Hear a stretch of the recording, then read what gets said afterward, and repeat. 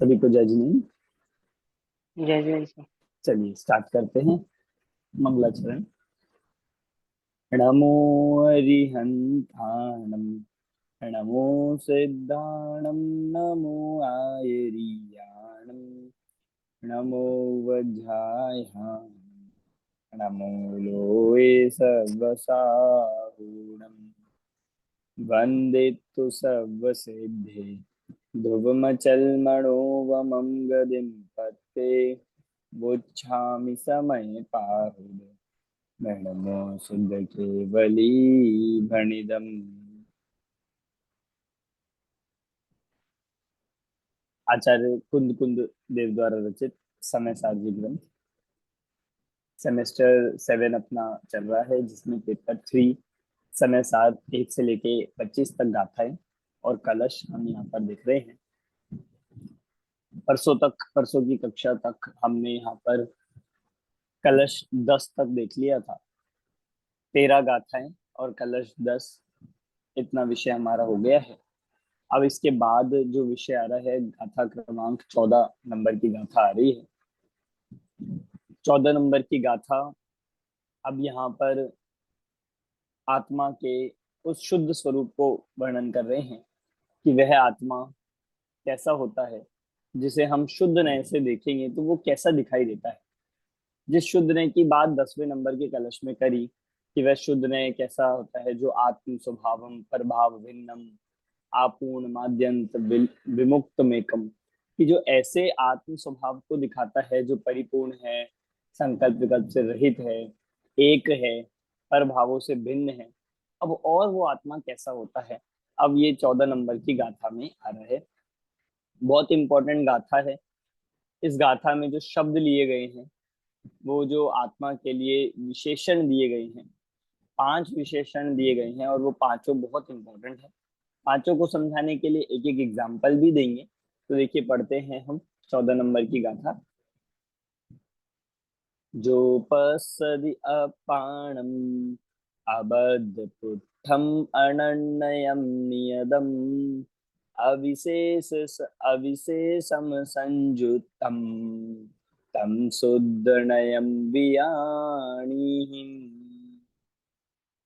अबद्ध अनन्य नियत विशेष जाने आत्म को संयोग विरहित भी कहे, जो शुद्ध नए उसको कहे। कि जो आत्मा को देखता है, कैसा देखता है। शुद्ध नय की बात चल रही थी, तो शुद्ध नय को कहा जा रहा है कि वह शुद्ध नय आत्मा को देखता है, दिखाता है, देखता है। कैसा देखता है आत्मा को, तो अब बता रहे हैं आत्मा के कुछ विशेषण। 5 विशेषण यहाँ पर दे रहे हैं। सबसे पहले आप देखिए गाथा। जो पස්සदी, जो पස්සदी मतलब जो देखता है। अब यहाँ देखने का अर्थ ये आंखों से देखना नहीं है, क्योंकि आत्मा तो आंखों से दिखाई ही नहीं देता। यहाँ देखने का अर्थ है श्रद्धान करता है। यहाँ पස්සदी शब्द का अर्थ है जो श्रद्धा करता है, प्रतीति करता है आत्मा की। तो जो पස්සदी, जो आत्मा का अनुभव करता है।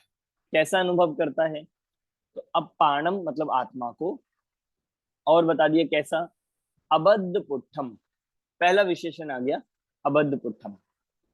अबद्ध पुट्ठ अर्थात अबद्ध स्पृष्ट देखता है। तो आत्मा कैसा है, अबद्ध स्पृष्ट है।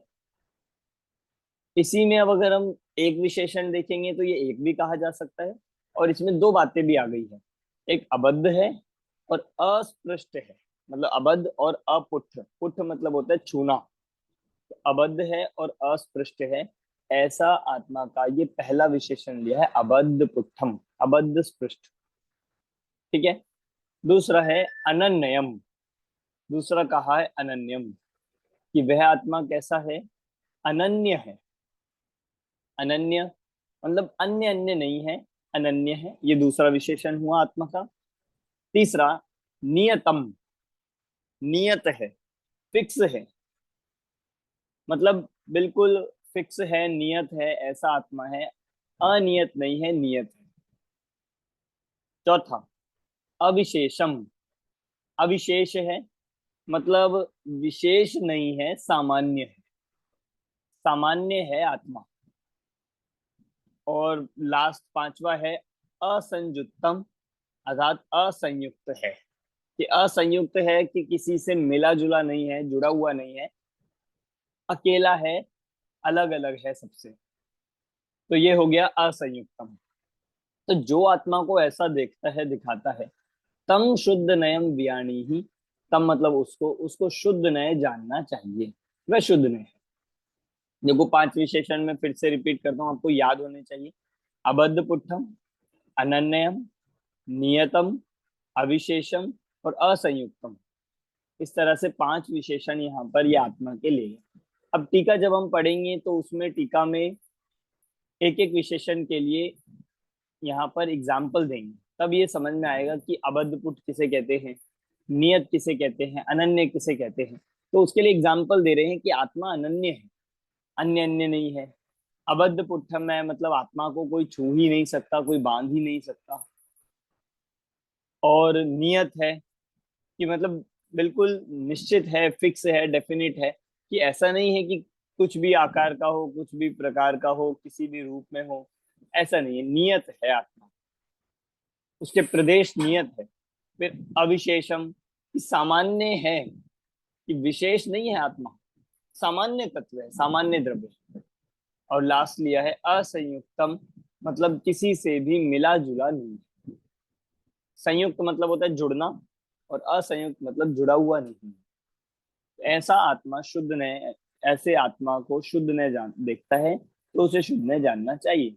जो ऐसे आत्मा को दिखाए उसे शुद्ध ने जानना चाहिए। शुद्ध ने की डेफिनेशन अगर आती है एग्जाम में, तो हमें ये लिखना होगा कि जो आत्मा को अबद्ध पुट, अनन्य, नियत, अविशेष, असंयुक्त देखता है उसे शुद्ध ने कहते हैं। चलिए टीका हम इसकी स्टार्ट करते हैं।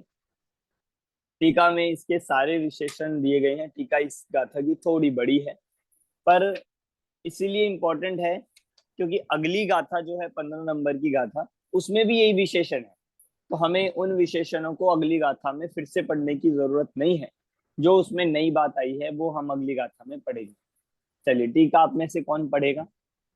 मूल ग्रंथ में पेज नंबर 43 है। अनुशीलन सर मैं में, पढ़ूं? हाँ सर नंदिता जी अनुशीलन में 163 है। अनुशीलन में 163 है। नंदिता जी आप पढ़िए, फिर हम और लोगों से पढ़वाएंगे।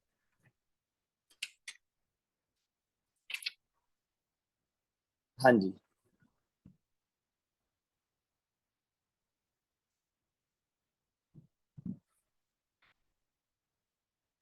हेलो। हाँ जी। हाँ जी। हाँ, आपत्तिस प्रश्न।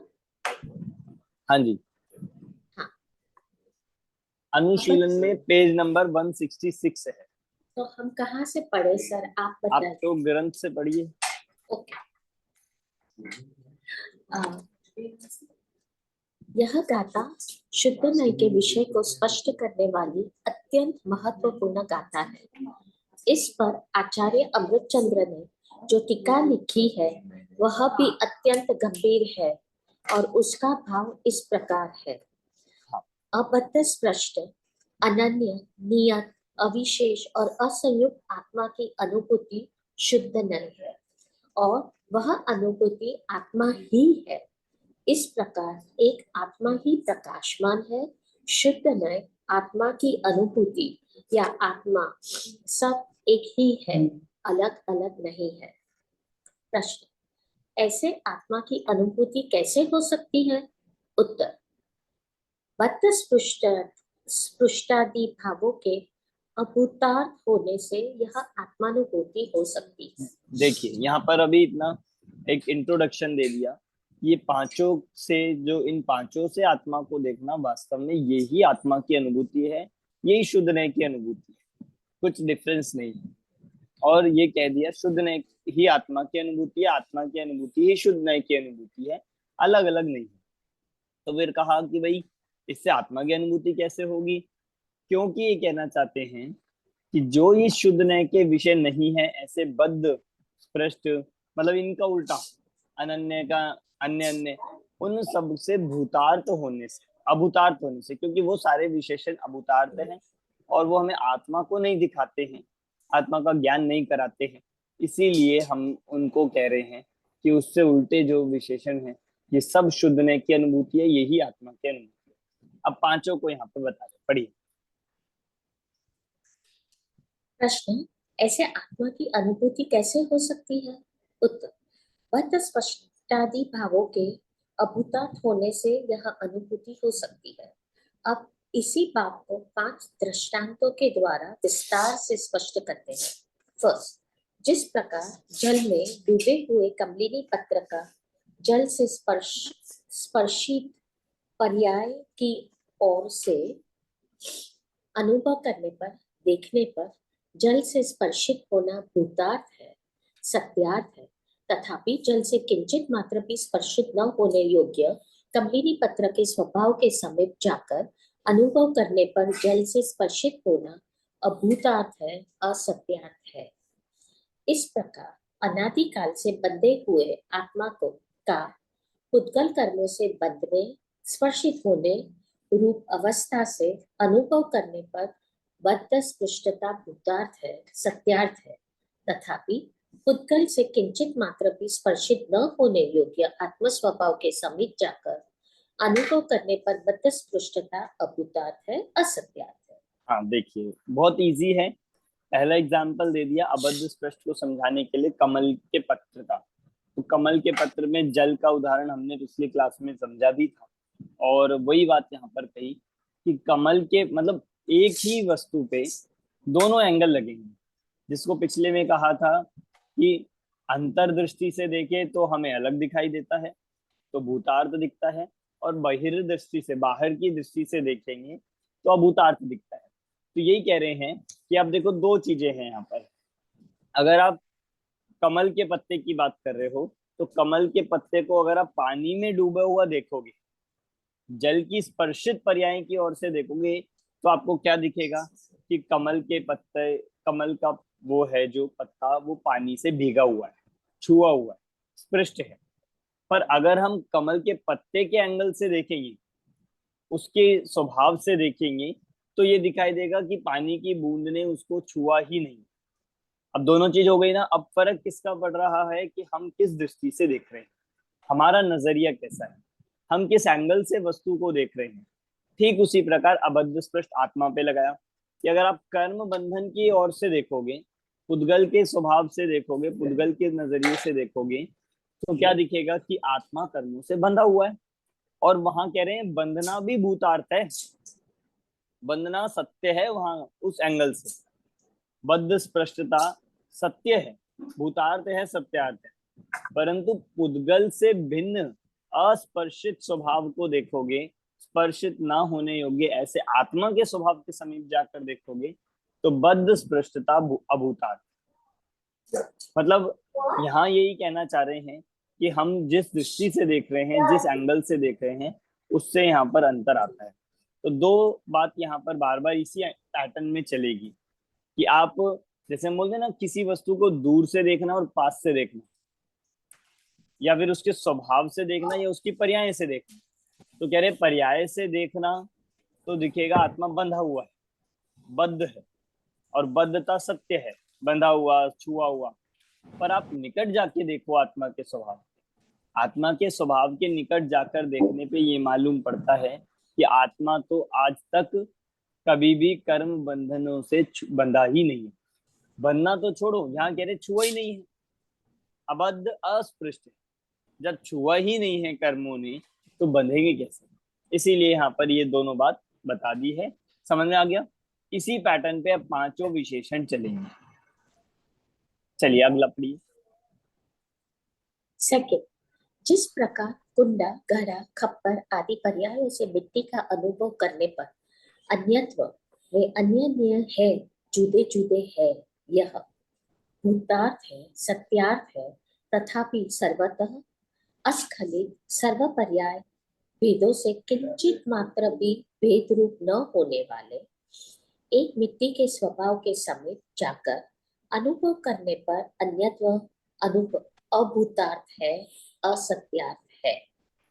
उसी प्रकार नर नारकादि पर्यायों से आत्मा का अनुभव करने पर अन्यत्व भूतार्थ है, सत्यार्थ है, तथापि सर्वतः अस्खलित सर्व पर्याय भेदों से किंचित मात्र भेद रूप न होने वाले एक चैतन्य का आत्म स्वभाव के समीप जाकर अनुभव करने पर अन्यत्व अभूतार्थ है, असत्यार्थ है। हाँ, देखिए दूसरा आ गया अनन्य। अनन्य शब्द का आप अर्थ सामान्य समझ लीजिए, अन्य अन्य नहीं होना। एक होता है अन्य अन्य, और अन्य अन्य नहीं होना, अन्य अन्य से रहित, उसे कहते हैं अनन्य, मतलब एक रूप।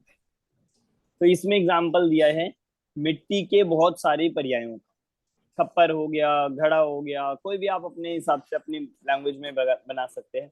ग्लास हो गया, प्लेट हो गई, मिट्टी का घड़ा हो गया, इतनी सारी चीजें आप देखोगे।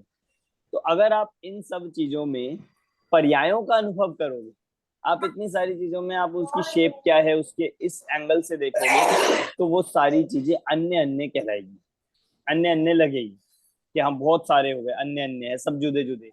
तो वहां पे अन्य अन्य पना भूतार्थ हुआ।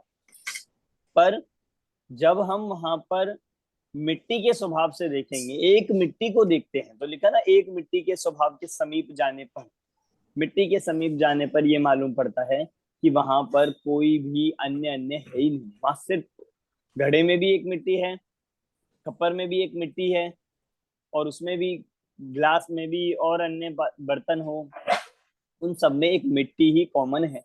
इसीलिए वहां पर अनन्यता कही जाएगी। समझ में आपको? अनन्य और अनन्य, अन्य अन्य और अनन्य कैसे लगेगा? बस यहाँ इस बात को ऐसे ही कह रहे हैं कि एक जगह जब देखते हैं तो अन्यत्व भूतार्थ दिखता है, और जब वस्तु के स्वभाव के समीप जाकर देखते हैं तो वह अन्यत्व अभूतार्थ दिखता है। अन्यत्व गलत, मतलब अभूतार्थ मतलब असत्यार्थ हो जाता है। तो इसीलिए अब लास्ट ऐसे अगले की तरफ बढ़ते हैं। अगला बता रहे तीसरा विशेषण, देखिए। थर्ड, जिस प्रकार समुद्र का वृद्धि हानि रूप अवस्था से अनुभव करने पर अनियत भूतार्थ है, सत्यार्थ है, तथापि समुद्र के नित्य स्थिर स्वभाव के समीप जाकर अनुभव करने पर अनियतता अभूतार्थ है, असत्यार्थ है, उसी प्रकार आत्मा का वृद्धि हानि रूप पर्याय भेदों से अनुभव करने पर अनियतता भूतार्थ है, सत्यार्थ है, तथापि नित्य स्थिर आत्म के स्वभाव के समीप जाकर अनुभव करने पर अनियतता अभूतार्थ है, असत्यार्थ है। देखिए अब आ गई तीसरा। एक एक विशेषण को बताने के लिए इतने अप्रोप्रिएट एग्जाम्पल दिए गए हैं कि बिल्कुल जिनसे सारा स्वरूप समझ में आ जाए। अब तीसरा दिया जा रहा है, तीसरा विशेषण आपको याद रखना है, जिसका नाम है उसका नाम है नियत। तीसरे विशेषण का नाम है नियत, और उस नियत को बताने के लिए यहाँ पर एग्जाम्पल दे रहे हैं समुद्र का। जैसे आपने देखा है समुद्र होता है, तो समुद्र में क्या चलता रहता है कि कभी लहरें आ रही है, कभी जा रही है, और समुद्र में ऐसा लगता है मानो देखने से कि पानी बढ़ गया। कभी पानी बढ़ जाता है, कभी घट जाता है। तो पानी के बढ़ना घटना समुद्र में निरंतर चलता रहता है। कभी लहरें ऊपर उठती है तो लगता है समुद्र बढ़ गया, कभी घट जाती है, दूर चली जाती है तो ऐसा लगता है घट गया। तो समुद्र घटता है या बढ़ता है, आप बताइए? घटता बढ़ता है या एक जैसा रहता है? आपने देखे होंगे सबने समुद्र कभी ना कभी, कोई ना कोई, जैसे लोग रहते हैं मुंबई वगैरह में, तो आप लोग देखते हैं कि नहीं कि समुद्र घटता बढ़ता रहता है कि एक जैसा रहता सर अगर लहरें देखने जाए तो बढ़ती है, घटती है, मगर जो अंदर है तल के ऊपर वो तो एकदम स्थिर है। है? बिल्कुल ऐसे ही, कि जैसा अगर आप उसमें जो मूवमेंट हो रही है, जो उसमें एक्टिविटीज हो रही है, वो देखोगे तो आपको लगेगा बहुत बढ़ रहा है, बहुत घट रहा है, बहुत अनियत है। तो उसकी अपेक्षा से कह रहे हैं अनियतता भूतार्थ, कि जो उसमें हानि वृद्धि देख रहे हैं। पर अगर आप समुद्र के निकट जाके समुद्र के स्थिर स्वभाव को देखोगे, उसका जो अंदर का स्वभाव होता है उसको देखोगे, जिसमें ना कभी कुछ वृद्धि होती है ना कुछ हानि होती है, ऐसा अनुभव करने पर दिखेगा कि वह नियत ही है। ठीक उसी प्रकार आत्मा पे भी लगा रहे हैं। आत्मा कभी गया, मान लीजिए आत्मा कभी हाथी के शरीर में चला गया, कभी मनुष्य के शरीर में चला गया, कभी किसी अन्य तिर्यंश के, चींटी के शरीर में चला गया, तो आत्मा घटता बढ़ता रहता है कि नहीं? घटता बढ़ता है कि नहीं? अगर आप उसके आकारों को देखोगे तो ऐसा लगेगा कि हाँ बहुत अनियत है, हानि वृद्धि हो रही है, कभी पर्याय छोटी होती है, कभी पर्याय बड़ी हो रही है। पर जब हम उस आत्मा के स्वभाव को देखते हैं, आत्म स्वभाव के समीप जाकर देखेंगे, तो पता चलेगा कि शेर के शरीर में भी असंख्यात प्रदेश है, हाथी के शरीर में भी असंख्यात प्रदेश है, चींटी के शरीर में भी असंख्यात प्रदेश है, महामत्स्य के शरीर में भी असंख्यात प्रदेश है, 500 योजन वालों में भी वही है। तो हानि वृद्धि नहीं हो रही है, एक ही जैसा है। इसका नाम है नियत, घटता बढ़ता नहीं। ना कभी आत्मा घटता है ना कभी बढ़ता। समझ में आ गया? ये है नियत। तीसरा समझ में आया? चलिए नेक्स्ट। और जिस प्रकार सोने का चिकनापन, पीलापन, भारीपन इत्यादि गुण रूप भेदों से अनुभव करने पर विशेषता भूतार्थ है, सत्यार्थ है, तथापि जिसमें सर्व विशेष विलय हो गए हैं, ऐसे सुवर्ण स्वभाव के समीप जाकर अनुभव करने पर विशेषता अभूतार्थ है, असत्यार्थ है। इसी प्रकार आत्मा का ज्ञान, दर्शन आदि गुण रूप भेदों से अनुभव करने पर विशेषता भूतार्थ है, सत्यार्थ है, तथापि जिसमें सर्व विशेष विलय हो गए हो, ऐसे आत्म स्वभाव के समीप जाकर अनुभव करने पर विशेषता अभूतार्थ है, असत्यार्थ है। हाँ देखिए, हमने द्रव्यार्थिक पर्यार्थिक के समय पर सामान्य विशेष को पढ़ा था। सामान्य किसे कहते हैं, विशेष किसे कहते हैं? जो द्रव्य होता है वो कहलाता है सामान्य, उसके गुण, पर्याय, भेद, प्रभेद, ये सब कहलाता है उसके विशेष। तो यहाँ आत्मा को कह रहे हैं आत्मा सामान्य है। तो क्या इसका मतलब ये है कि उसमें गुण पर्याय नहीं है? कि नहीं, ऐसा नहीं है कि गुण पर्याय है। पर एग्जाम्पल से समझिए, उससे आपको क्लियर हो जाएगा कि जैसे सोना है, सोने का मान लो कोई भी एक वस्तु आपके पास हो, अब उसमें सोने में चिकनापन भी है, पीलापन भी है, भारीपन भी है, उसमें शाइन भी है, उसका वेट भी है, इत्यादि गुणों को आप देखोगे तो लगेगा बहुत विशेषताएं हैं, कि विशेष है। तो वहां विशेषता लगेगी भूतार्थ। पर जब सारे भेदों को गौण करके, सारी विशेषताओं को गौण करके हम स्वर्ण के समीप जाके देखें, सिर्फ सोना देखें, तो फिर सोना कैसा भी हो, चाहे वो खान से निकला हुआ हो, चाहे वो किसी आभूषण में बना हुआ हो, चाहे वो टूटा हुआ हो, चाहे वो रोज गोल्ड हो, चाहे वो वैसा गोल्ड हो, हम तो स्वर्ण के स्वभाव से देखेंगे। तो फिर ये कहा जाएगा कि वह तो सामान्य है, जो सब अवस्थाओं में एक होने के साथ साथ जिसमें सारे भेद गौण हो गए, उसका नाम है सामान्य। तो ऐसा ही इसी प्रकार आत्मा ज्ञान, दर्शन, सुख, वीर्य, चारित्र आदि भेदों से देखेंगे तो ये विशेषताएं हैं। पर इन विशेषताओं को विलय करके, गौण करके एक आत्मा के स्वभाव के समीप जाकर देखेंगे तो आत्मा कैसा दिखता है? सामान्य दिखता है। ये विशेषताएं सारी अभूतार्थ है। ठीक है, अगला, लास्ट। फिर जिस प्रकार अग्नि जिसका निमित्त है, ऐसी उष्णता के साथ संयुक्तता रूप, तप्तता रूप अवस्था से जल का अनुभव करने पर जल की उष्णता रूप संयुक्ता भूतार्थ है, सत्यार्थ है। तथापि एकांत शीतल रूप जल स्वभाव के समीप जाकर अनुभव करने पर उष्णता के साथ जल की संयुक्तता अभूतार्थ है, असत्यार्थ है। उसी प्रकार कर्म जिसका निमित्त है, ऐसे मोह के साथ संयुक्तता रूप अवस्था से आत्मा का अनुभव करने पर संयुक्तता भूतार्थ है, सत्यार्थ है। तथापि जो स्वयं एकांत बोध रूप है, ज्ञान रूप है, ऐसे जीव स्वभाव के समीप जाकर अनुभव करने पर संयुक्तता अभूतार्थ है, असत्यार्थ है। देखिए लास्ट है असंयुक्त। असंयुक्त का मतलब है जो मिला हुआ ना हो, जुड़ा हुआ ना हो। अब यहाँ ये कह रहे हैं, जैसे एक एग्जाम्पल दिया है यहाँ पर अग्नि और जल का। जैसे पानी को अग्नि के संयोग में, पानी को अग्नि के संपर्क में जब रख दिया जाता है जब पानी को हम गैस पर रख देते हैं, किसी गर्म करने के उसमें रख देते हैं, तो पानी गर्म होता है क्या? पानी गर्म होता है क्या? आप कहोगे कैसी बात कर रहे हो, होता है ना। नहीं तो हाथ डाल के देख लीजिए कि हाँ पानी गर्म होता है। कि जब हम उस अग्नि के संयोग से देखेंगे, उसके संपर्क से देखेंगे, उस एंगल से देखेंगे, तो जल उष्ण कहलाएगा। तो वहां पर जल की उष्णता से जो संयुक्तता हुई वो सत्य है, भूतार्थ। पर जब हम ऐसा देखेंगे कि जल के स्वभाव के समीप जाकर देखते हैं, तो ये मालूम पड़ता है कि जल का तो स्वभाव ही शीतल है। कि वहां जो गर्म हुआ वो गर्म उष्णता अग्नि की है, जल की नहीं है। जल तो शीतल ही है, चाहे गर्म दिख रहा हो। तो निकट जाकर देखने पर ये मालूम पड़ता है कि जल का स्वभाव तो शीतल है, असंयुक्त है वह अग्नि से। ठीक उसी प्रकार यहाँ कह रहे हैं, मोह के साथ संसार अवस्था में आप देखोगे तो आत्मा कैसा दिखेगा? कि मोह के साथ संयुक्त दिखेगा।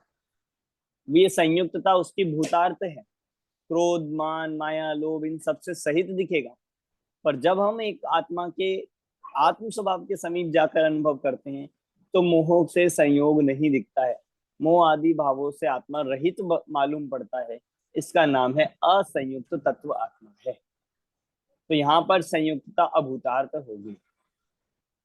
तो इस तरह से 5 विशेषण लिए हैं। फिर से मैं रिपीट करता हूँ। पहला विशेषण है अबद्ध स्पृष्ट, जिसमें एग्जाम्पल दिया है कमल और कमल के पत्र और जल का। आप ऐसे चार्ट बना लीजिएगा, पूरी गाथा हमें तैयार हो जाएगी। दूसरा है अनन्य। अनन्य में एग्जाम्पल दिया है मिट्टी के अनेक प्रकार के पात्र, खप्पर घड़ा आदि। तीसरा विशेषण है नियत। नियत में एग्जाम्पल दिया है समुद्र की हानि वृद्धि रूप उदाहरण, समुद्र में जल की हानि वृद्धि रूप। ठीक है। चौथा है सामान्य, मतलब अविशेष। अविशेष के लिए एग्जाम्पल दिया है सोने में पीलापन, चिकनापन, भारीपन इत्यादि। और लास्ट है जो अभी हमने पढ़ा असंयुक्त, उसमें एग्जाम्पल दिया है यहाँ पर अग्नि के संयोग में जल या उष्णता के संयोग में जल। इस तरह से 5 विशेषण के लिए 5 एग्जाम्पल दे दिए। समझ में आया आप सभी को? आपकी जिनकी वीडियोस ऑफ है, आप अपनी वीडियोस ऑन कर लीजिए अगर कर सकते हैं। और जिनको समझ में नहीं आया हो तो आप कुछ डाउट हो पूछ सकते हैं।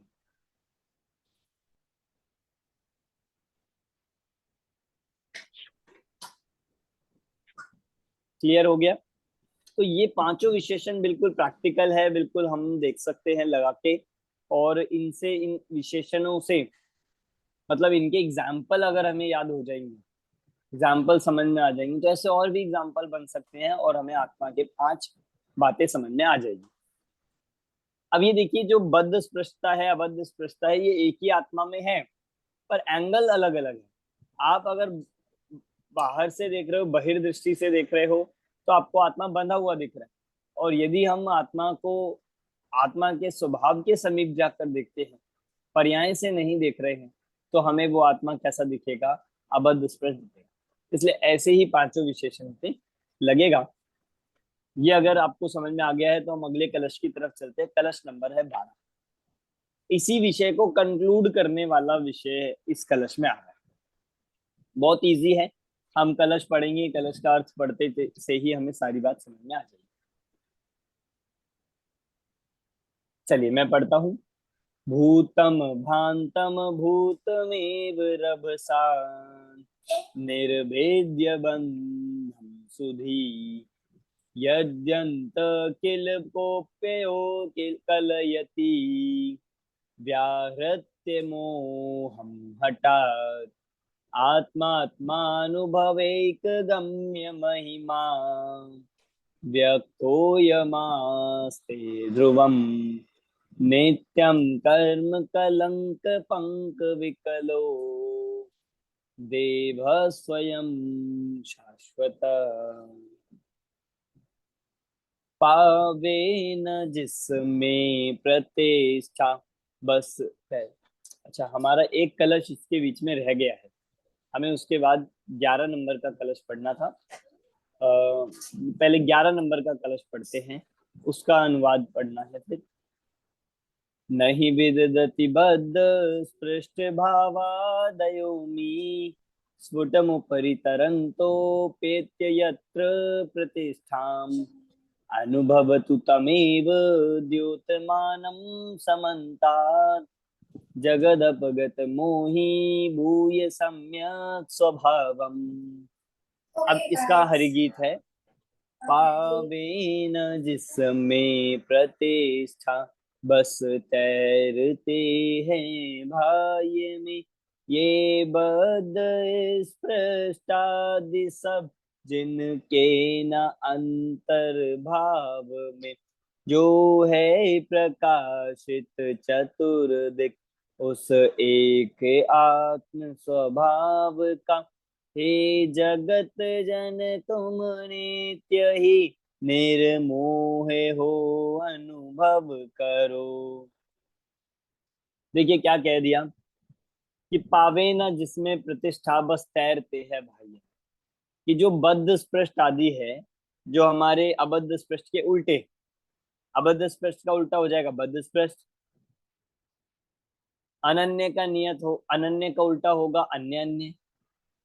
नियत का उल्टा हो जाएगा अनियत। अविशेषम का उल्टा हो जाएगा विशेषम।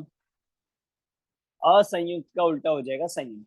तो ये जो सारे विशेषण है, यहाँ आचार्य अमृतचंद देव कलश में कह रहे हैं कि ये सब विशेषण तो मात्र ऊपर ऊपर है। गहराई में जाकर जब हम देख रहे हैं, जब हम आत्मा के निकट जाकर देख रहे हैं, तो ये कुछ भी नहीं है, ये सारे दिखाई ही नहीं देंगे। तो यही कह रहे हैं, पावे ना जिसमें प्रतिष्ठा बस तैरते हैं भाई। आगे भी एग्जाम्पल दिया जाएगा। जैसे आपने देखा पानी में कभी काई लगी होती है, कोई पानी का सोर्स हो और कोई जल जहाँ पे भर जाता है, कोई तालाब हो या कोई भी ऐसा, उसमें काई लग जाती है ऊपर ऊपर, तो वो काई पानी में है या नहीं है? कि पानी में है या नहीं है, बताइए सुनील जी, काई पानी में है या नहीं है? नहीं, दिखती तो पानी में है लेकिन है नहीं, पानी से अलग है। अलग कहाँ है? मतलब पानी पानी से, पानी में मतलब काई के संयोग से मिला हुआ है पानी, बट हाँ एक्चुअल में अलग है। बिल्कुल, कि पानी में दिखती है, पर अगर हम गहराई से देखेंगे, पानी के समीप जाकर देखेंगे, तो कहा जाएगा पानी के ऊपर ऊपर है। आपने देखा है वो फर्स्ट लेयर पर ही होती है, तो पानी में नहीं है। पानी के साथ दिखने से हम उसे कह रहे हैं कि पानी में है। सिर्फ कहा जा रहा है कि पानी में होती नहीं है। बस ऐसे ही यहाँ पर कह रहे हैं कि ये सारे जो होते हैं, जितने बद्ध अनियत, ये सब जो उल्टा है इन सब विशेषणों का, ये सब आत्मा में नहीं है, आत्मा के ऊपर ऊपर तैरते हैं, बाहर की दृष्टि से दिखाई देते हैं। जब आत्मा के समीप पहुंचते हैं, जब आत्मा को समीप से देखते हैं, तो क्या दिखता है? ये बद्ध स्पृष्ट सब जिनके न अंतर्भाव में, आत्मा के अंतर स्वभाव में, अंतर्भाव में नहीं है, बाहर बाहर तैरते। जैसे एक एग्जाम्पल और भी आपने सुना होगा, जैसे पानी के ऊपर अगर मानो कोई चिकनाई पदार्थ डाले पानी में, जैसे तेल डाल दिया जाता है, कोई मान लो घी डाल दिया जाता है, तो पानी में वो चिकनाई जो होती है वो प्रवेश करती है क्या? कहाँ रहती है वो? कि वो जल के ऊपर ऊपर तैरती है। आप डाल के देखो पानी के किसी एक गिलास में, आप एक ड्रॉप ऑयल की डाल के देखो, वो ऊपर ऊपर रहेगी, अंदर प्रवेश नहीं करती, अंतर स्वभाव में नहीं जाती है, बाहर बाहर ही रहती है।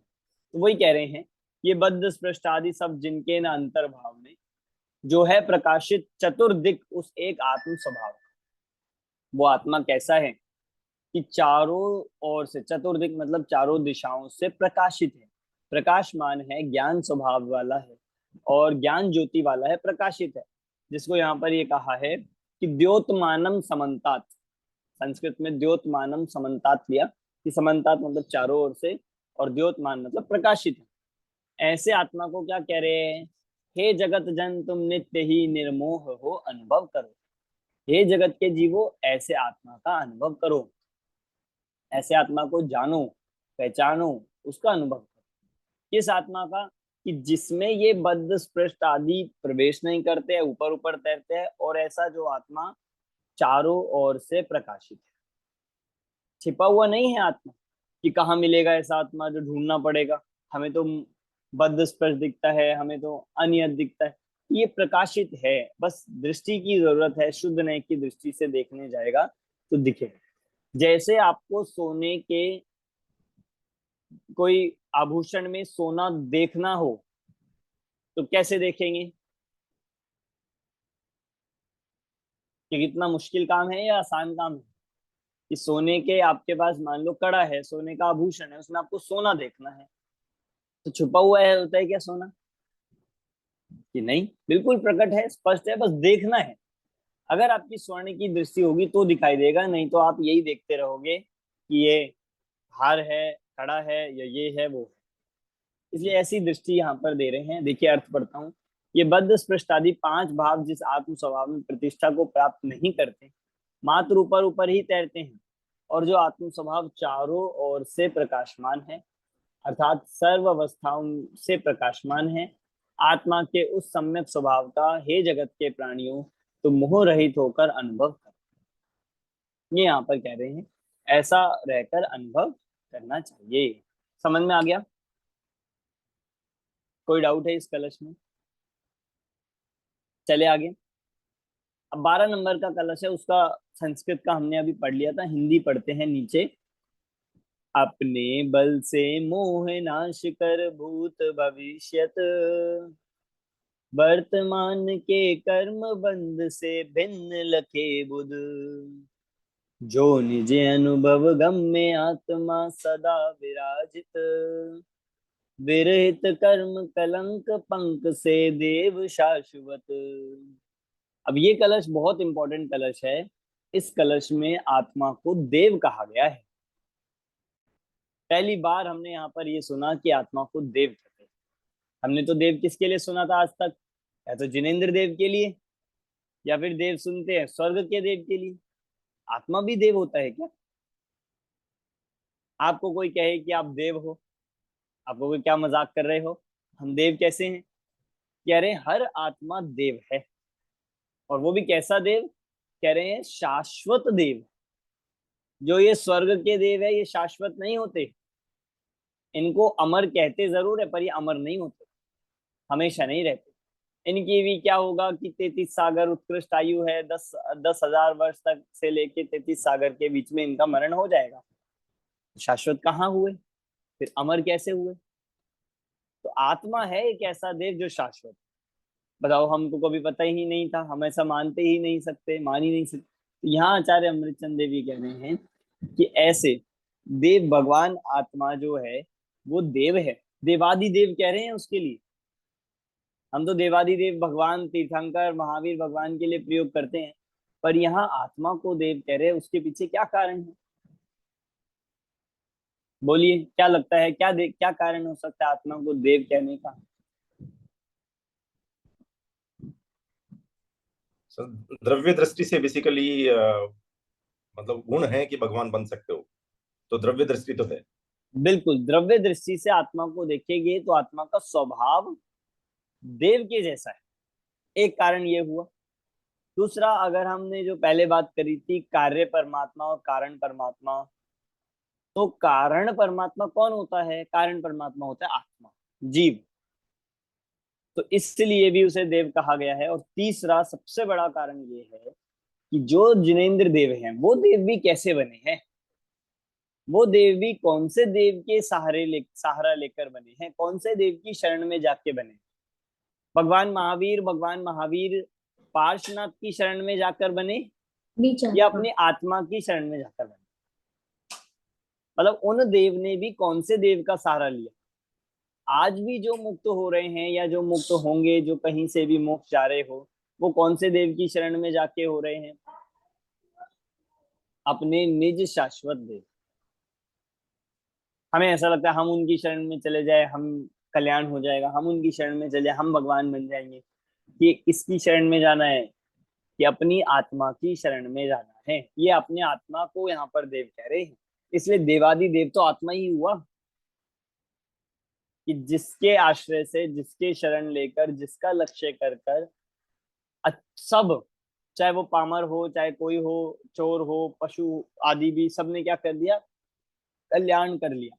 ऐसे यहाँ पर कह रहे हैं क्या करो, अपने बल से मोह नाश कर भूत भविष्य, कि अपने बल से मतलब पुरुषार्थ से, पुरुषार्थ से क्या करे कि मोह का नाश करके भूत और भविष्य और वर्तमान, भूत भविष्य वर्तमान तीनों आवे, कि भूतकाल के कर्मों की क्या करें, निर्जरा करें, भविष्य के कर्मों को बांधे ना, और वर्तमान के कर्मों को खिराए, वर्तमान के कर्मों का संवर करे। तो ऐसे अपने आत्मा को जानकर भूतकाल, वर्तमान काल, भविष्य काल संबंधी कर्म बंध से भिन्न लखे बुध, ऐसे कर्मों से आत्मा को कैसा जानना है, भिन्न जानना है। कि कर्मों ने आत्मा को आज तक छुआ ही नहीं, भिन्न ही है, तो निज अनुभव गम्य आत्मा सदा विराजित। तो ऐसा देखने पर आत्मा कैसा दिखता है कि वे आत्मा अनुभव गम्य है, अनुभव में आने योग्य है, और सदा अंतरंग में विराजित है, अंतरंग में प्रकाशमान है, विराजित है, विराजमान है। मतलब ये ऐसे भगवान है जिन्हें कहीं से ढूंढना नहीं, जो अपने अंतरंग में मिलते हैं। जैसे आपने वो देखा है, हमने पहले भी इसको आपको बताया कि जब कभी प्रतिमा बनाई जाती है तो प्रतिमा बनाने का प्रोसेस क्या होता है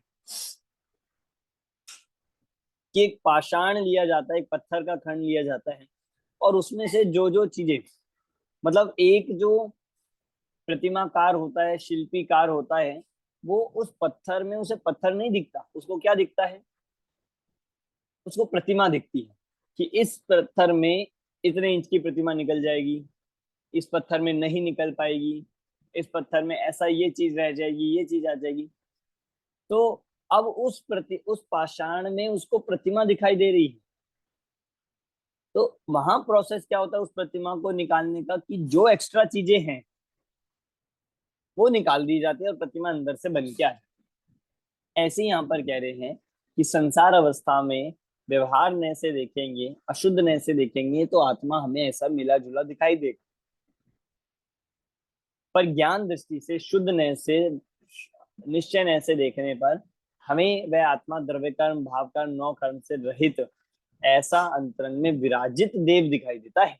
अंतरंग में है, कब से है ये, कि शाश्वत है, इसलिए कहा विरहित कर्म कलंक पंक से देव शाश्वत, कि कर्म कलंक से रहित, कर्म कलंक से भिन्न ऐसा जो शाश्वत देव है, ऐसी अपनी निज शाश्वत सत्ता, निज शाश्वत आत्मा को, उस देवादि देव भगवान आत्मा को यहाँ पर कह रहे हैं कि उसका अनुभव करो, उसको देखो, कि जो देह देवल में विराजमान है।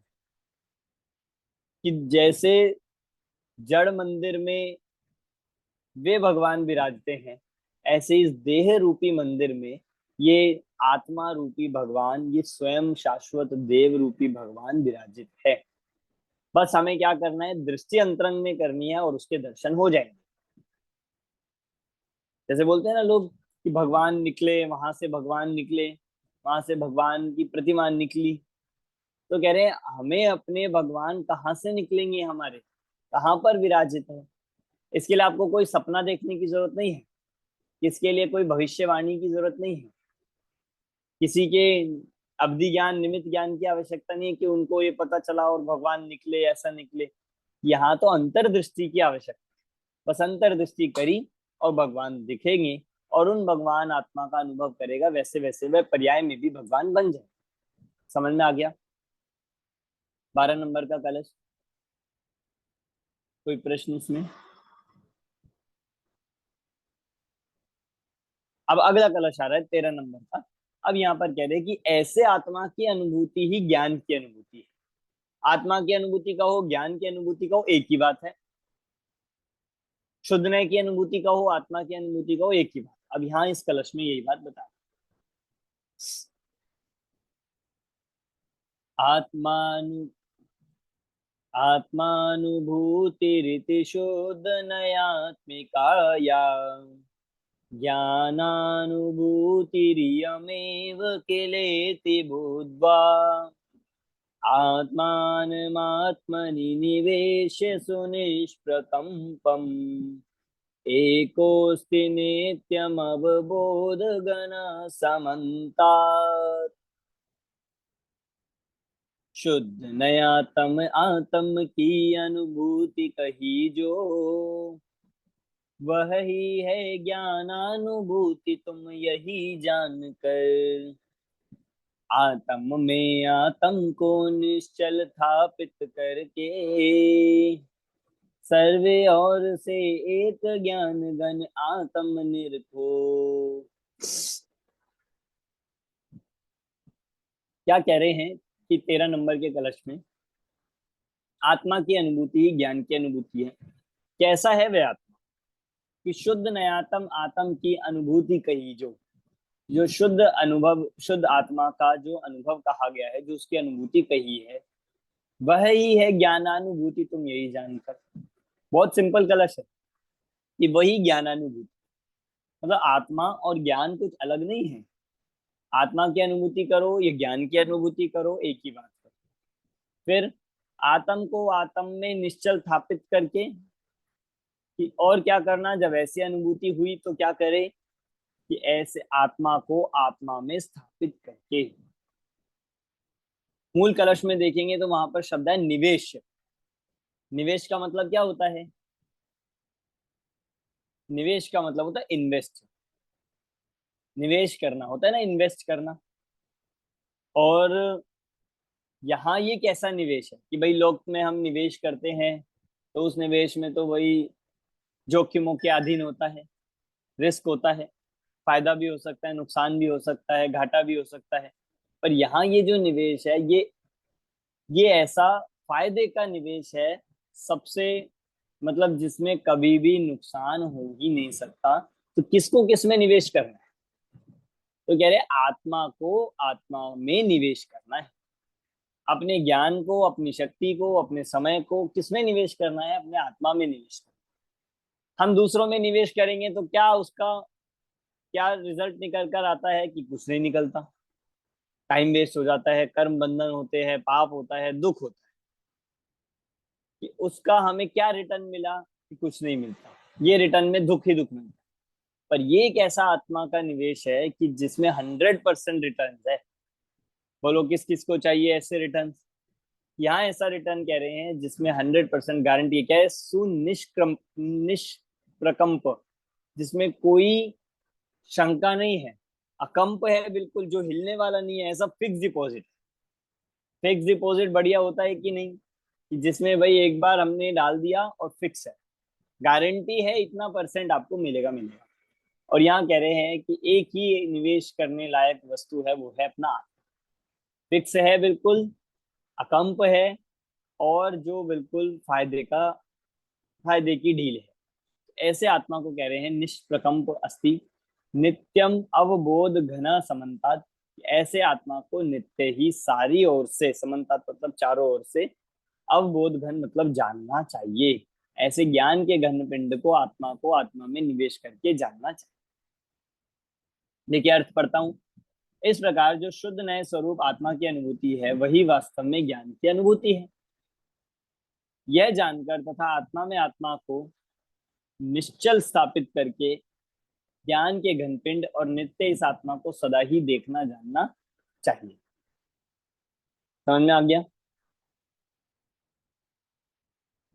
तो इस कलश में भी आत्मा को जानने की, आत्मा के अनुभव करने की प्रेरणा दे रहे हैं। मतलब ज्ञान का अनुभव, दो बातें कही है सीधी सीधी। आत्मा का अनुभव ही ज्ञान का अनुभव है, और दूसरा ऐसे ज्ञान घनपिंड आत्मा को, उसमें अपने आत्मा को निश्चल रूप से स्थापित करके निवेश कर देना चाहिए। यही करने योग्य। चलिए अगला चलते हैं। 15 नंबर की गाथा आ रही है। समझ में तो आ रहा है आप सभी को? मुश्किल तो नहीं लग रहा?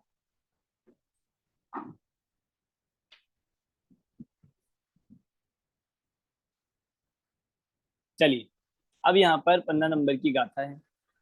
अब यहाँ ये बता रहे हैं कि आत्मा को जानना, जो ऐसे आत्मा को जान लेता है वह संपूर्ण जिन शासन को जानता है। बहुत इंपॉर्टेंट गाथा है और लगभग पिछली गाथा से मिलती जुलती भी है। संपूर्ण जिन शासन मतलब आपको जिन शासन देखना है, आपको पूरा जिन शासन 2 लाइनों में पढ़ना है, जानना है, तो तैयार हो जाइए। 15 नंबर की गाथा है। जो पसदि अपाणम अबद्ध पुट्ठम अनन्नम विशेषम अपदेश संतमज्जम पसदि जिन शासनम सब्बम अबद्ध पुट्ठ अनन्य अरु विशेष जाने आत्म को द्रव्य एवं भाव श्रुतमय सकल जिन शासन लहे। देखिए क्या कह दिया कि जो पसदी, पसदी मतलब वही फिर से जो बात पहले कही थी कि जो देखता है, जो आत्मा को देखता है, देखना मतलब अनुभव करना। तो जो पसदी अपाणम, कि जो अपाणम अर्थात आत्मा को देखता है। कैसा देखता है?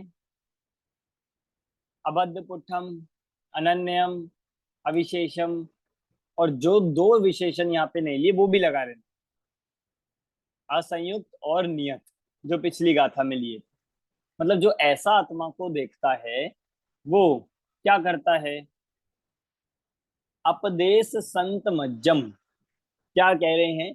अपदेश, अपदेश कह रहे हैं। अपदेश अंत और मध्य, अपदेश अंत और मध्य पश्यति जिन शासनम सब्बम। अपदेश का अर्थ कह रहे हैं संपूर्ण, मतलब यहाँ पर संपूर्ण किसको? कि अंत और मध्यम, कि जो ऐसा अंतरंग और बहिरंग, अंतरंग और बहिरंग, जिसको दूसरे शब्दों में कहा जाएगा भावशुद्ध और द्रव्यशुद्ध, कि जो ऐसे आत्मा को देखता है, जो ऊपर की लाइन में कहा, वह क्या देखता है कि द्रव्य शुद्ध और भाव शुद्ध। उपदेश का मतलब है उपदेश, कि जो शुद्ध है उस शुद्ध में क्या क्या कह दिया? अंतरंग मतलब द्रव्य शुद्ध, और बहिरंग मतलब ये द्रव्य शुद्ध और भाव शुद्ध, ऐसे को देखता है। सब्बम जिन शासनम, ऐसे सर्व जिन शासन को देखता है, कि जो द्रव्य शुद्ध रूप और भाव शुद्ध रूप कहा गया है, ऐसे जिन शासन को देखता है। कौन? कि जो आत्मा को देखता है, जो अबद्धपुट अनन्य नियत आत्मा को देखता है, अनुभव करता है। तो कुल मिला के ये कहना चाहते हैं कि आत्मा को देखना, कि जिन शासन को देखना है। आपको पूरा जिनागम पढ़ना हो तो आप आत्मा का अनुभव कर लो, बहुत को नहीं जानना हो तो एक आत्मा को जान लो, सब जानने में आ जाए। एक को जानेंगे तो सब जानने में आता है। जो आप देखो, पहले हमने पढ़ा था शुद्ध केवली। शुद्ध केवली में मतलब जो मैंडेटरी कंडीशन थी वो क्या थी? कि वह आत्मा को जानने वाले होने चाहिए। शुद्ध केवली वही होते हैं जो आत्मा के अनुभवी हो। तो आत्मा के अनुभवी होंगे मतलब तभी शुद्ध केवली बन सकते हैं। शुद्ध केवली मतलब सबको जानना। तो क्या आत्मा ही सब कुछ है क्या? कि हाँ, ये कहने के पीछे कारण यही है क्योंकि पूरे जिनागम का सार आत्मा। एक होता है ना निचोड़, एक सार, बिल्कुल उसका हाईलाइटेड बिंदु। पूरे द्वादशांग का अगर हम देखें, केंद्र बिंदु क्या है? वो है आत्मा। ऐसा बिल्कुल नहीं हो सकता कि आप पूरा जिनागम पढ़ लो और आत्मा ना पढ़े। मतलब यहाँ कह रहे आत्मा को पढ़ना ही जिनागम को पढ़ना। और यहाँ तो देखने की बात कर रहे हैं, पढ़ने से भी। और देखने का अर्थ है अनुभव करना। तो आत्मा का अनुभव, जिनागम का अनुभव करना है, पूरे जिन शासन को देखना है। द्रव्य श्रुत और भाव शुद्ध दोनों लिए। अगर द्रव्य शुद्ध से भी लगाएं तो द्रव्य श्रुत मतलब ये जो द्वादशांगमयी जिनवाणी है, द्वादशांगमयी जिनागम है, इसका सार भी आत्मा है। और भाव श्रुत की बात करें तो भाव श्रुत में भी शुद्ध ज्ञान, क्योंकि आत्मा ही है, तो आत्मा को जानना ये भाव श्रुत को जानना है, भाव शुद्ध ज्ञान का अनुभव करना। पीछे गाथा आई थी कि शुद्ध केवली वाली, तो उसमें यही कहा था निश्चय शुद्ध केवली वही है जो आत्मा को जाने, क्योंकि आत्मा और शुद्ध ज्ञान दोनों अलग अलग चीजें नहीं है, इसलिए ये बात कही। देखिए गाथा का अर्थ पढ़ते हैं। जो पुरुष आत्मा को अबद्धपुट अनन्य अविशेष अर्थात तथा उपलक्षण से नियत और असंयुक्त देखता है, वह संपूर्ण जिन शासन को देखता है। वह जिन शासन बाह्य द्रव्य शुद्ध और अभ्यंतर ज्ञान रूप भाव शुद्ध वाला है। समझ में आ गया? टीका पढ़िए, टीका कौन पढ़ेगा अपने से? अब मैं पढ़ता हूँ सर। पढ़िए, सुनिए। यही है ना, इस गाथा के भाव को आत्मिक ख्याति में इस हाँ जी, प्रकार हाँ स्पष्ट जी, किया गया। हाँ जी। जो यह अबद्ध स्पष्ट अनन्य नियत अविशेष और असंयुक्त ऐसे 5 भाव स्वरूप आत्मा की अनुभूति है, वह निश्चय से समस्त जिन शासन की अनुभूति है, क्योंकि श्रुत ज्ञान स्वयं आत्मा ही है, इसलिए ज्ञान की अनुभूति ही आत्मा की अनुभूति है। किंतु जब सामान्य ज्ञान के आविर्भाव और विशेष श्रेयाकार ज्ञान के तिरोभाव से ज्ञान मात्र का अनुभव किया जाता है, तब ज्ञान प्रकट अनुभव में आता है। तथापि जो अज्ञानी है, ज्ञेयों में आसक्त है, उन्हें वह स्वाद में नहीं आता। हाँ देखिए, एक यहाँ पर बहुत अच्छी बात कह रहे हैं और एग्जाम्पल देंगे। एक थोड़ा सा प्रकरण आगे बढ़ रहा है, चर्चा थोड़ी आगे बढ़ रही है। एक नया विषय आ रहा है, सामान्य और विशेष। और सामान्य विशेष में ये कह रहे हैं कि सामान्य का अनुभव करना, इसका नाम है ज्ञान का अनुभव करना। मतलब आत्मा चाहे एक इंद्रिय हो, 2 इंद्रिय हो, 3 इंद्रिय हो, कभी ज्ञान अधिक हो, कभी ज्ञान कम हो, सब में ज्ञान तो कॉमन है, सब में ज्ञान तो समान है।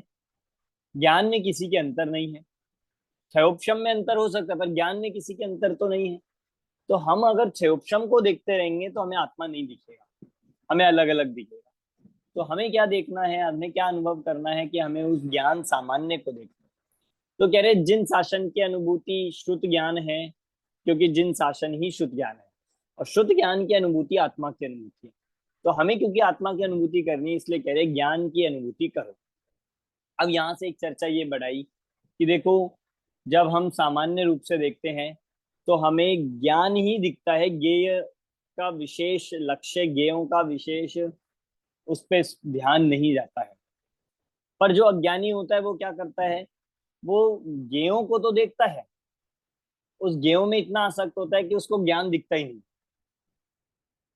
मतलब आपको ध्यान होगा, पहले हमने एक एग्जांपल दिया था कि कोहिनूर जो है, कोहिनूर डायमंड, एक प्रसंग सुना है कि कोहिनूर डायमंड की वैल्यू है। पर आप अंधे व्यक्ति से पूछो कि कोहिनूर की क्या वैल्यू है, कैसा दिखता है, कैसा अच्छा लगता है, तो वहां उसे नहीं बता सकता, वो नहीं देखता है, उसके लिए कोई वैल्यू नहीं है। उसको आप हाथ में भी दोगे तो उसको ऐसा लगेगा कोई कांच का टुकड़ा है, कोई पत्थर का टुकड़ा है, यही लगेगा कि नहीं। तो कोहिनूर डायमंड की वैल्यू भी किससे है, कि उसको जानने वाली आंखों से, देखने वाली उसकी देखने जानने की जो आंखों की शक्ति है उससे। आंखें काम ना करे तो क्या फायदा, क्या वैल्यू। कि ताजमहल है, बहुत सुंदर है, अंधे व्यक्ति से पूछो ताजमहल कितना सुंदर है, क्या बता सकता है, उसको कितनी महिमा है। कि ताजमहल की वैल्यू तब ही है जब आंखों से उसे देखा। तो इससे तो हमें ये पता चलता है, चल रहा है कि भाई ताजमहल की वैल्यू से ज्यादा वैल्यू किसकी होगी, आंखों की, उसको देखने वाली। ऐसे ही यहाँ पर कह रहे हैं जो गेय हमें दिखाई दे रहे हैं सारे जगह पे, जो हमें आसपास अपने गेय दिखते हैं, पौधगल गेय दिखाई दे रहे हैं, इन गेयों से ज्यादा कीमत किसकी है, गेयों की कीमत ना होके उस गेयों को जानने वाले ज्ञान की कीमत।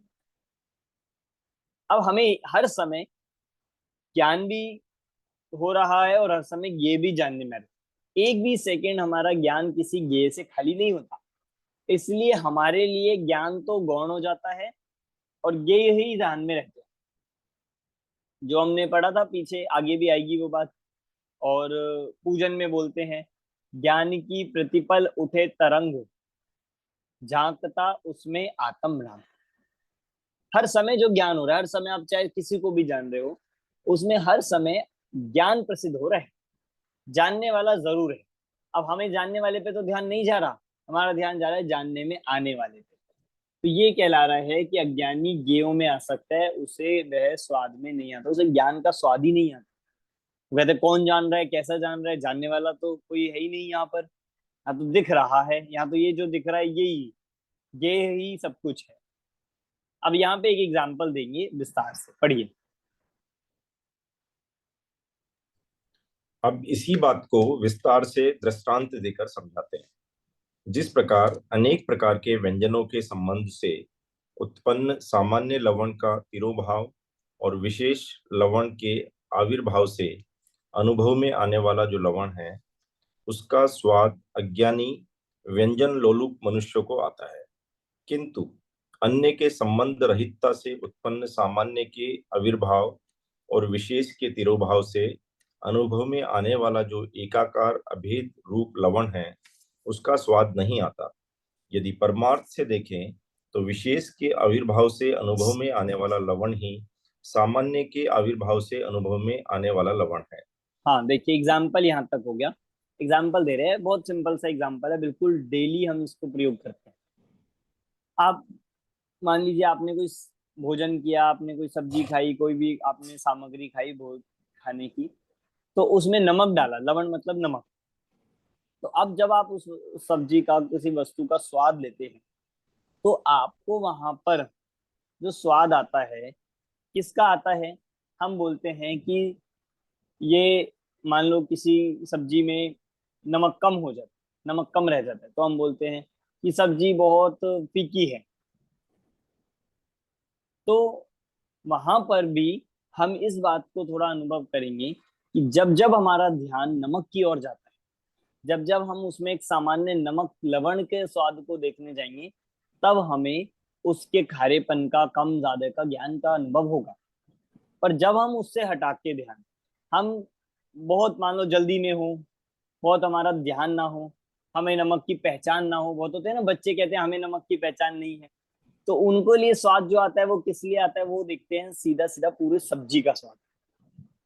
तो यहाँ ये दो बात कह रहे हैं कि जब हम विशेषों को देखेंगे तो हमें लगेगा कि ये इसकी सब्जी है, इसमें ये डला है, इसमें ये सामग्री है, इसमें ये सब है। पर जब उसके लवण सामान्य को देखेंगे तो हमें वहां पर नमक का स्वाद, जैसे जब आप रसोई में खाना बनाते हैं, तो जब आप उसको चखते हैं, बनाते समय उसको टेस्ट करते हैं, तो आपका सीधा ध्यान किस पे जाता है? नमक पर, कि उसके स्वाद पर। आप बाकी चीजें उस समय नहीं देखेंगे, उस समय हमारे लिए किसका आविर्भाव हो गया? आविर्भाव मतलब उसका उदय, उसका जन्म, तो सामान्य का, लवण सामान्य का। पर जो ऐसे होते हैं जिनको ज्यादा स्वाद की पहचान नहीं होती है, और बस वो क्या खाते हैं, बस उन्हें खाने से मतलब होता है, और जिनको बस वो स्वाद भोजन के लोलुपी होते हैं, उनको ये नहीं पता होता कि नमक कम है ज्यादा, बस वो खा जाते हैं। तो उनके लिए कह रहे हैं कि ऐसे अज्ञानी मनुष्य के समान व्यंजन जो लोलुप होते हैं, उनके लिए लवण का स्वाद अनुभव में आते हैं। अब उसमें लवण है या नहीं है, कि है, पर ध्यान नहीं जाता। बहुत बार होता है ना कि हम कोई चीज खा लिए, हमने कोई वस्तु खाई, और फिर बाद में किसी ने पूछा कि इसमें नमक कैसा था, हम कहते हैं अरे हमने ध्यान तो दिया ही नहीं, दोबारा खाना पड़ता है, दोबारा खा के देखते हैं। तो आपने जब खाई थी तो क्या नमक नहीं था क्या उसमें? नमक का स्वाद नहीं आया था? कि नमक था, पर नमक, और नमक का स्वाद भी था, पर हमारा ध्यान उस पे नहीं था। हमारे लिए व्यंजन मुख्य हो गया उस समय, नमक गौण हो गया, उसका लवण का खारापन गौण हो गया, इसलिए हमारा ध्यान ही नहीं किया। सर, यहाँ व्यंजन का क्या मीनिंग लेना है? व्यंजन का मतलब कोई भी खाने की सामग्री, कोई सब्जी है, दाल है, जो भी आप उससे बना रहे हैं, वो व्यंजन। तो फिर हम उसका दोबारा स्वाद लेते हैं, फोकस करके नमक को देखते हैं, तब हमें पता चलता है, तब हमें बाकी चीजें नहीं दिखती। तो सारा संबंध यही है कि जब हमने उस सामान्य नमक सामान्य को देखा, तो उसका आविर्भाव हो गया और विशेषों का तिरोभाव। बस ये पद्धति जो हम डे टू डे लाइफ में अपनाते हैं, ऐसा ही यहाँ पर अब बता रहे सिद्धांत में। देखिए पढ़िए। इसी प्रकार अनेक प्रकार के गेयों के आकारों के साथ मिश्र रूपता से उत्पन्न सामान्य के तिरोभाव और विशेष के आविर्भाव से अनुभव में आने वाला विशेष भाव रूप, भेद रूप, अनेकाकार रूप ज्ञान अज्ञानी गेय लुब्ध जीवों के स्वाद में आता है, किंतु अन्य गेयाकारों के संयोग की रहितता से उत्पन्न सामान्य के आविर्भाव और विशेष के तिरोभाव से अनुभव में आने वाला एकाकार अभेद रूप ज्ञान स्वाद में नहीं आता। यदि परमार्थ से देखें तो जो ज्ञान विशेष के आविर्भाव से अनुभव में आता है वही ज्ञान सामान्य के आविर्भाव से अनुभव में आता है। जिस प्रकार अन्य द्रव्य के संयोग से रहित केवल सैंधव यानी नमक का अनुभव किए जाने पर सैंधव की डली सभी ओर से एक क्षार रस तत्व के कारण क्षार रूप से ही स्वाद में आती है, उसी प्रकार परद्रव्य के संयोग का व्यवच्छेद करके केवल एक आत्मा का ही अनुभव किए जाने पर चारों ओर से एक विज्ञान घनता के कारण यह आत्मा भी ज्ञान रूप से ही स्वाद में आता है। हाँ, देखिए जो दृष्टांत दिया था लवण का और व्यंजन का, अब उसका सिद्धांत क्या दिया कि अब हम क्या हो रहा है, हर समय हम अनेक प्रकार के गेयों को जान रहे हैं, हर सेकंड जान रहे हैं, हर समय जान रहे हैं, और एक एक गे बदलते जा रहे हैं। दिन भर में हजारों लाखों गेयों को हम जान लेते हैं। तो अब वो ज्ञान हर समय गे के साथ ही है, हमें कभी भी खाली ज्ञान नहीं मिलेगा, ज्ञान हमेशा गेयों के साथ होगा। अब हमें उसी में ये निर्भर करता है आप किसका अनुभव कर रहे हो। जो अज्ञानी है उसको तो सिर्फ ज्ञेय दिख रहे हैं, जो ज्ञान में आने वाली वस्तुएं वो दिख रही है, उसको वो ज्ञान दिख ही नहीं रहा। तो इसके लिए तो क्या हो गया कि उसके लिए सामान्य का तिरोभाव हो गया और विशेषों का आविर्भाव, विशेष दिख रहे हैं, ये ऐसा है, ये ऐसा है, ये है, ये है। पर जो उनके लिए कह रहे हैं गेय लुब्ध जीव, वो गेयों में उलझे रहते हैं, उनको देखने के लिए बहुत अच्छी चीजें चाहिए, उनको हमेशा यही ध्यान जाता रहता है, क्या खाना, क्या पीना, क्या देखना, मतलब हर संसारी जीव की यही दशा है।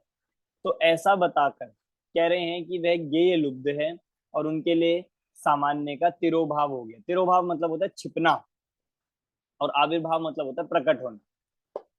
पर जो ज्ञानी जीव है, जो ज्ञाकारों के सहयोग से रहित है, मतलब उनके भी ज्ञान में तो ज्ञ आ रहे हैं, पर उनकी दृष्टि में सामान्य का आविर्भाव और विशेषों का तिरोभाव होगा, तो उनको एकाकार अभेद ज्ञान ही अनुभव में आता है, अन्य अन्य नहीं आता है।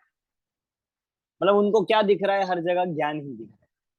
उनके लिए चाहे हम लकड़ी को जाने, चाहे प्लास्टिक को जाने, चाहे सौ को जाने, पर को जाने, जीव को जाने, पुद्गल को जाने, जानने में आने वाला जो है उससे ज्यादा महत्वपूर्ण है जानने वाला। ज्ञान जो है जान रहा, तो वे उसमें अंतर नहीं कर रहे क्या जानने में आ रहा है। अज्ञानी जीव यही करता है। हमने एक वस्तु देखी, एक पुद्गल को अच्छा कहता है, एक पुद्गल को बुरा कहता है, वो इन गेयों में ही उलझा रहता है, अच्छा बुरा, इष्ट अनिष्ट, राग द्वेष करता है। और ज्ञानी क्या देखते हैं कि ज्ञानी के लिए तो ज्ञेय ज्ञेय है, और वह उनका लक्ष्य क्योंकि ज्ञान पर होता है। जैसे देखो, अब मतलब हम लोग है, जैसे धन संपत्ति है, तो अज्ञानी जीव के लिए तो धन संपत्ति, नोट आदि, रुपया पैसा आदि में बहुत अंतर है। मान लो आपके सामने एक 500 का नोट हो और 100 का नोट हो, तो उसमें बहुत डिफरेंस मानते हैं कि भाई उससे 5 गुना है, ये अंतर हो गया। पर यदि यही नोट एक जानवर के सामने रखे जाए, एक पशु के सामने रखे जाए, जैसे आता है ना, एग्जाम्पल आता है कि गाय के सामने रख दो आप एक नोटों की गड्डी, तो उसको क्या लगेगा कि उनके लिए कुछ नहीं, वो कागज जैसा है, उनके लिए वो कचरा है, कागज है।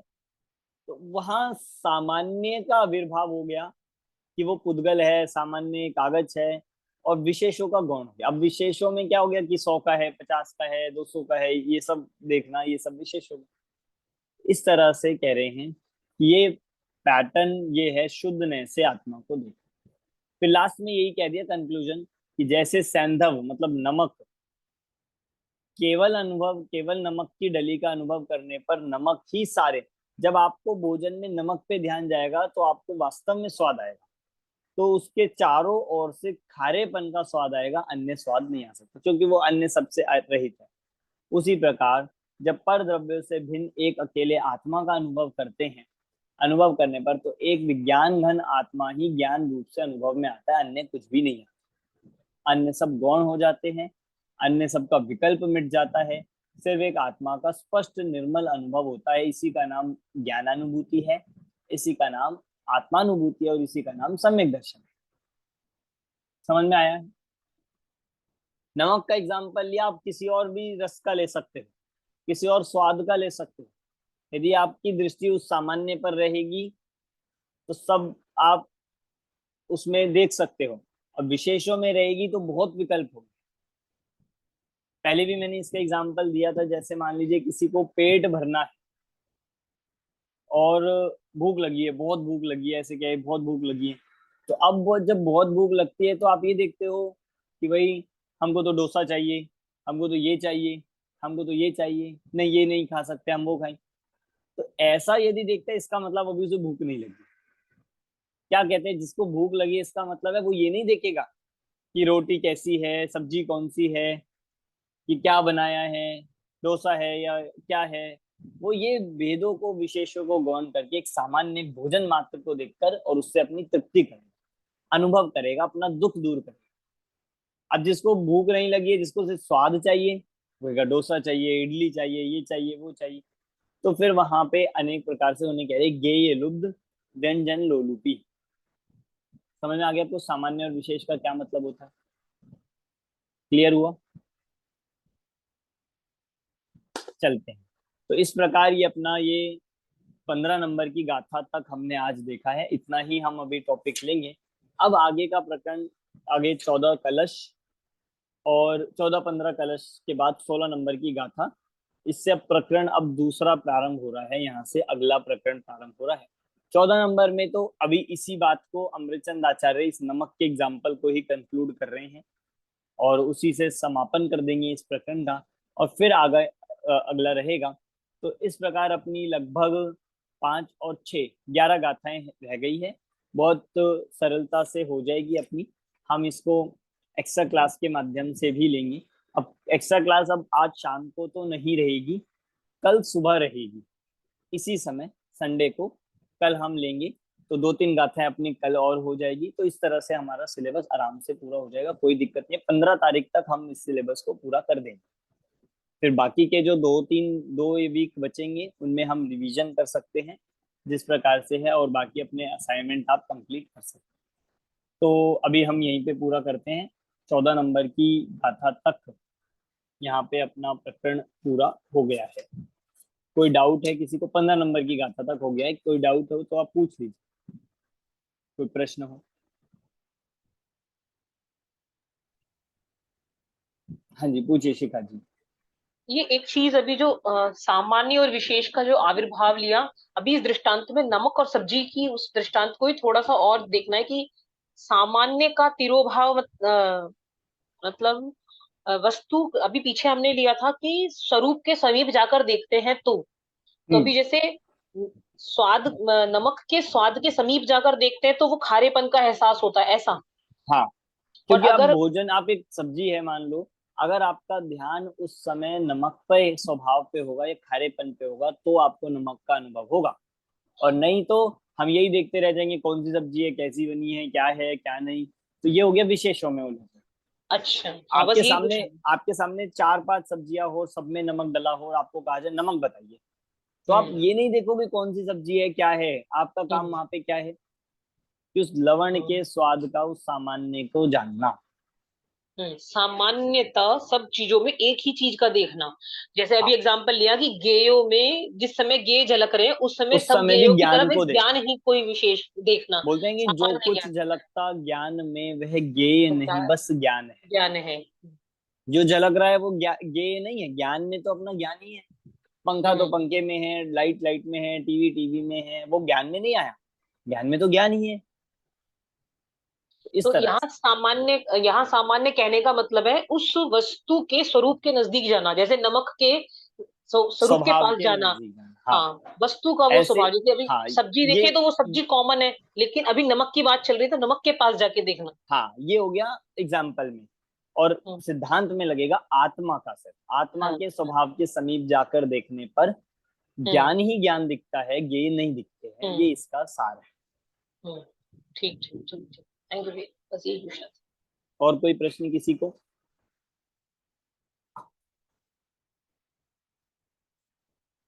नहीं है? हाँ पूछिए नंदिता जी। हाँ सर, कल हम अटेंड नहीं कर सके थे, मगर उसका अभी तक रिकॉर्डिंग नहीं आया है, तो जरा प्लीज हाँ मैं रिकॉर्डिंग बोल पे। देता हूँ। हाँ, हाँ जी क्योंकि हमें सुनना था मगर नहीं आया था, तो जरा ठीक है, मैं भेज बोल देता दीजिए। हूँ। थैंक चलिए, और कोई प्रश्न नहीं है तो हम कक्षा यहीं पे पूर्ण करते हैं। अभी का समय भी हो गया है। सभी को जय जिनेन्द्र। यू जी।